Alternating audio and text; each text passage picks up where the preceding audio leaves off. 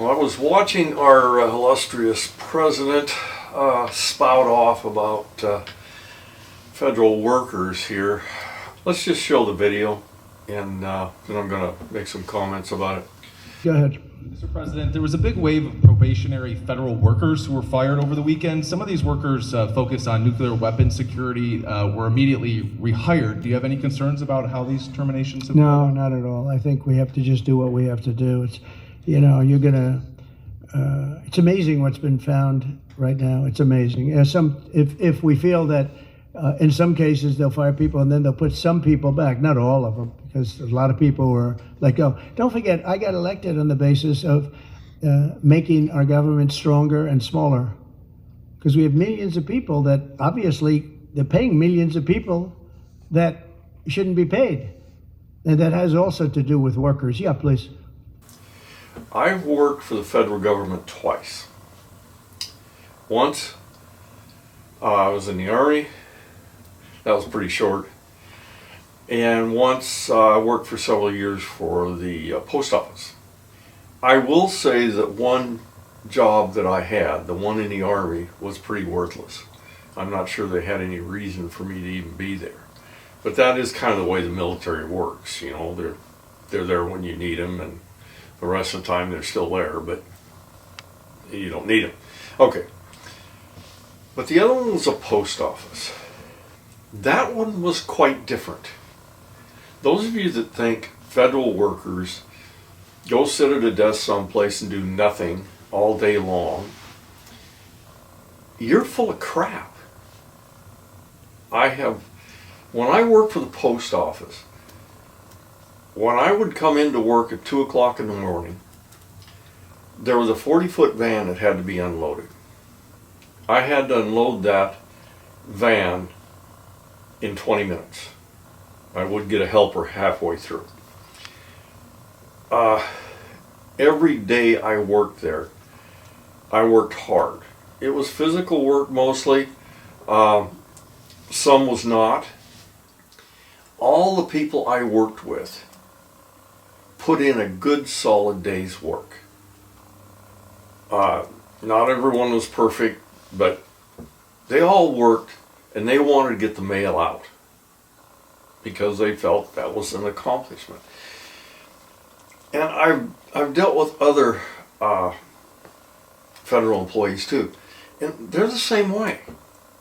They get a job, they do that job, they think they do a pretty good job, some of them not as good objectively as others, but it's pretty much like any place that you work. When I was working for the post office, I eventually became a foreman, and could they have taken, I supervised 24 to 27 people. Could they have taken 20% of my people off and still got the mail out? No. It wouldn't have happened. I can guarantee it wouldn't happen. We were staffed just about right. And sometimes the mail was a little light, we took longer breaks. Sometimes the mail was not light at all, and we didn't take much in the way of breaks. What I'm saying is, this guy is insulting. He insults every federal worker out there. When he comes up and says, we're paying millions of people that we shouldn't be paying, they're performing a job. And that job is generally pretty necessary. It's not just some crap that we can do without.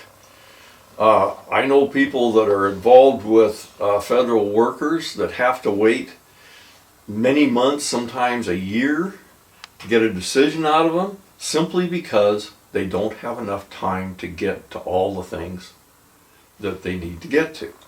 So it's just a bunch of crap. This isn't real. This is, he comes up with all these things. Oh, we're paying all this money for this and money for that. And if you start digging into it, you're going to find that most of these things are not wasting anything. And there's no fraud and there's no abuse, Yeah, that has been totally overblown. Certainly there are cuts you can make.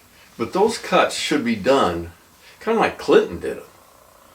Clinton went through and he reduced the federal workforce quite a bit. But he did it through Congress.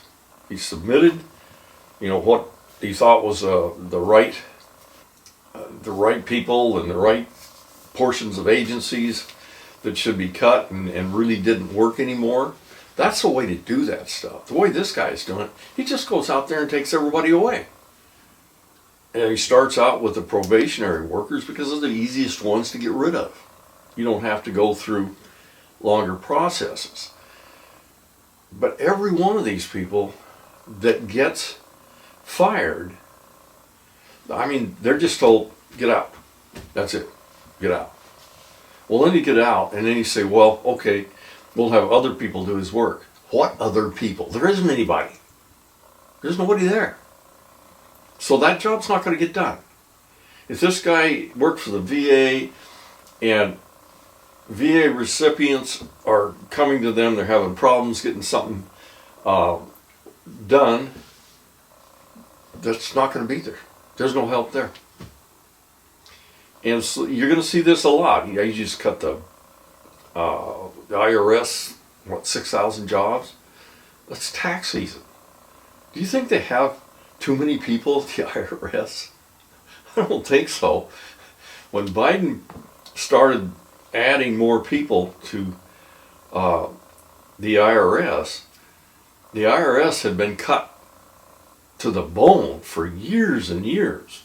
And they'll bring a lot more money in than it costs to keep them there. So none of this makes any sense. I can't see any upside to any of this stuff. Any jobs that are eliminated that need to be eliminated is just by chance. Because they're using a sledgehammer to do the scalpel's work. Oh, I guess that's it on this one.